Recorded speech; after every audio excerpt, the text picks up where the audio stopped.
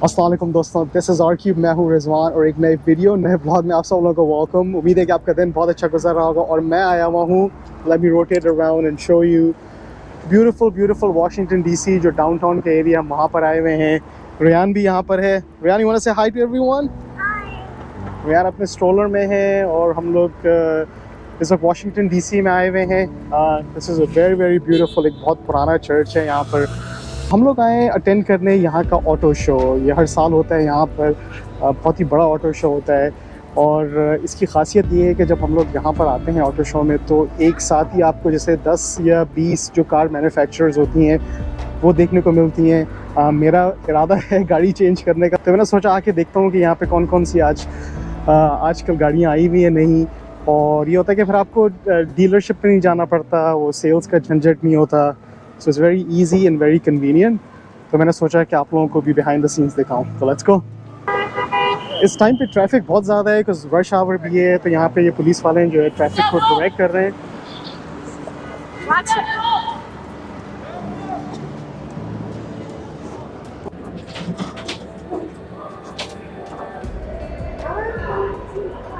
Yeah, we're gonna go see cars. We gotta get our ticket, then we're gonna go see cars.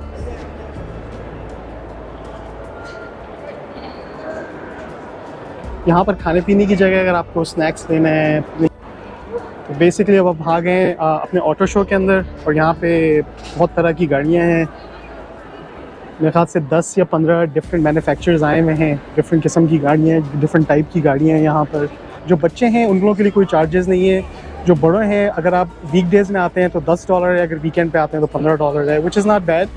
$15 आप देकर आएँ और गाड़ियाँ 10 या $15 देकर आएँ और अपनी पसंद की गाड़ियों को देखें। So let's go.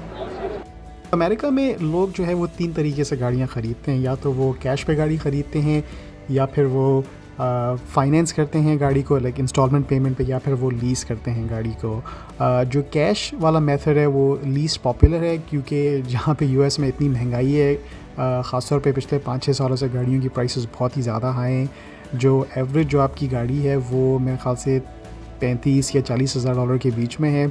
और इतने पैसे यूजुअली लोगों के पास नहीं होते कि वो जैसे कैश पे दे के गाड़ी ख़रीदें। हाँ, अपर क्लास कहना चाहिए या अपर मिडिल क्लास कहना चाहिए, उनके पास फ्लेक्सिबिलिटी होती है। अच्छा, फिर जो दूसरा मेथड है वो लीज़ का होता है। लीज़ बेसिकली आप एक तरीके से गाड़ी को रेंट कर रहे हैं, चाहे वो आप 3 साल के लिए करें, 2 साल के लिए करें, या फिर कभी कभी लोग 4 साल के लिए करते हैं।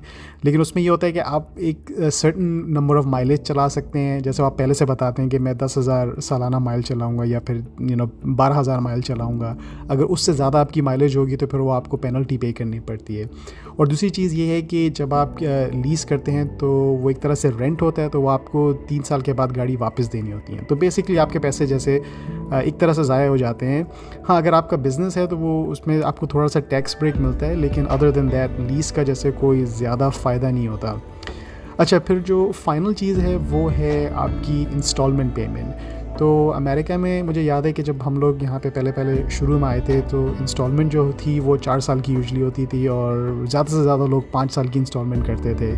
लेकिन अब जो इंस्टॉलमेंट स्टार्ट होती है वो 6 साल की होती हैं, 72 मंथ्स की। और जो टाइम जो है वो आपको फिर लगता है ज़्यादा, आप जैसे ज़्यादा पे कर रहे हैं इंटरेस्ट में, क्योंकि आपका लोन लंबा है। और अब जो है वो जैसे मैंने कहा कि लोग जो है वो 6 साल से स्टार्ट करते हैं, और 7 या 8 साल भी जो है ना वो लोग पेमेंट रख रहे हैं अपनी। तो क्योंकि गाड़ी महंगी हो रही है, लोगों के बजट में नहीं आ रही, तो वो पेमेंट जो है वो लंबी होते चले जा रही हैं। और इंटरेस्ट रेट भी जो है वो काफ़ी बढ़ गया है। पहले आपको 1% के अंदर इंटरेस्ट रेट मिल जाता था गाड़ियों पे, अब जो है वो आपको 6 या 7% इंटरेस्ट रेट मिल रहा है। तो वो मिडिल क्लास लोगों के लिए बहुत मुश्किल होता है। फिर लोग जैसे वो यूज़ गाड़ियाँ देखते हैं। यूज़ गाड़ी में ये होता है कि वो गाड़ी में फिर काम ज़्यादा निकलते हैं, और गाड़ी एक तरह से महंगी हो जाती है। अच्छा, यहाँ पे इन्होंने बड़ा कूल जैसे इंडोर एक ट्रैक बनाया हुआ है, ताकि आप गाड़ियाँ जैसे टेस्ट कर सकें। और this is really really cool, क्योंकि जो फरवरी का महीना होता है वो बहुत ठंडा महीना होता है, तो बाहर जैसे काफ़ी ठंडक होती है। तो ये फुल ट्रैक तो नहीं है, लेकिन फिर भी आपको जैसे गाड़ी चलाने का मौका मिल जाता है। आप गाड़ी में बैठते हैं, आप थोड़ा बहुत चलाते हैं गाड़ी को, और आपको लुक एंड फील के साथ साथ जो है वो ये भी आपको पता चलता है कि वो ड्राइविंग कैसी है गाड़ी की। और जैसे बटन्स कहाँ पर हैं और उस गाड़ी का नेविगेशन कैसा है। तो I think it's pretty cool कि आपको अंदर ही जैसे गाड़ी चलाने को मिलती है। मैंने भी इस गाड़ी में बैठा था तो आई रियली लाइक्ड इट। यहाँ पे टेस्ट ड्राइव करते हैं तो आपको जैसे वो छोटे छोटे गुडी बैग्स भी देते हैं, तो इट्स फ़न, बच्चों के लिए बनाए हुए होते हैं। अच्छा, बच्चों के हवाले से तो यहाँ पर जो है इन्होंने बच्चों के लिए जैसे एक कहना चाहिए कि बाउंसी कैसल बनाया हुआ था ताकि बच्चे आएँ इन्जॉय करें। यहाँ पे रियान को खूब मज़ा आया। तो ये भी जो है जो एडमिशन फ़ीस होता है इसके अंदर इंक्लूडेड होती है, क्योंकि बच्चे बोर हो जाते हैं। बहुत बड़ा कार शो है तो एक जगह से दूसरी जगह जब चलते हैं तो बच्चे थक जाते हैं। तो ये जो है वो एक तरह से एक नाइस ब्रेक बच्चों को मिल जाता है। तो रियान को इस तरह की चीज़ें बहुत ज़्यादा पसंद हैं, तो वो काफ़ी इन्जॉय कर रहा था और दूसरे बच्चों के साथ भी खेल रहा था। तो it was just a fun thing for him to see कि वो भाग रहा है, खेल रहा है, इन्जॉय कर रहा है। खूब एनर्जी उसने वेस्ट की यहाँ पर।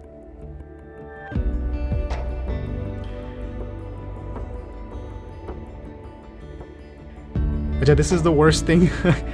ये इन्होंने एक स्टॉल बनाया हुआ था जहाँ पे बच्चों के लिए खिलौने भी थे और मेमोरेबलिया आप कह लें, या बच्चों के जो रूम्स होते हैं डेकोरेशन करने के लिए बैनर्स और फ्लैग्स थे। तो ऑब्वियसली यहाँ से भी रियान ने एक आध चीज़ें उठाई। ये बड़ा कूल था, किसी ने जो है वो अपनी गाड़ी के अंदर बबल्स लगाए हुए थे एग्जॉस्ट पाइप की जगह पर। तो ये भी एक जैसे फ़न चीज़ थी, बच्चे आ रहे थे बबल्स को, जैसे आप रियान को देख सक रहे हैं। He was having so much fun here.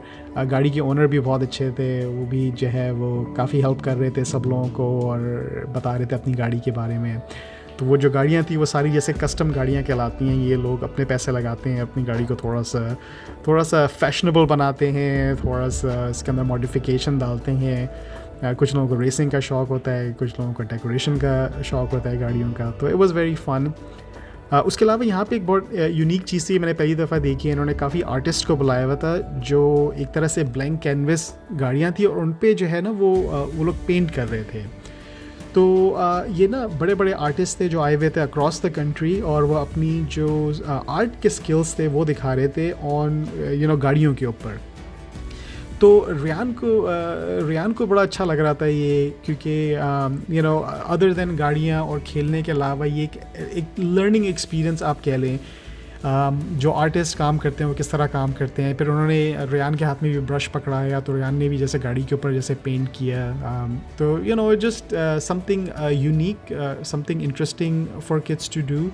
और मुझे ऐसी चीज़ें बहुत पसंद हैं जो कि एजुकेशनल टाइप की होती हैं, उसमें थोड़ा सा लर्निंग टाइप एक्टिविटीज़ भी होती हैं और सब लोग बहुत हेल्पफुल थे, सिखा रहे थे किस तरह पेंट ब्रश पकड़ना है। So it was very nice. कुछ गाड़ियाँ होती हैं जो आप अफोर्ड करते हैं, आप बजट करते हैं, और कुछ गाड़ियाँ ऐसी होती हैं जो बिल्कुल आपके बजट से बाहर होती हैं, जैसे कि ये स्पोर्ट्स कार्स हैं, लग्जरी कार्स हो गई। ये गाड़ियाँ सिर्फ लाखों की नहीं है बल्कि करोड़ों डॉलर की कहना चाहिए और मिलियंस में, हंड्रेड्स ऑफ थाउजेंड्स कहना चाहिए। और जो 1% होते हैं, only they're the one who can afford these, कि फरारी हो गई, लैम्बोर्गिनीज़।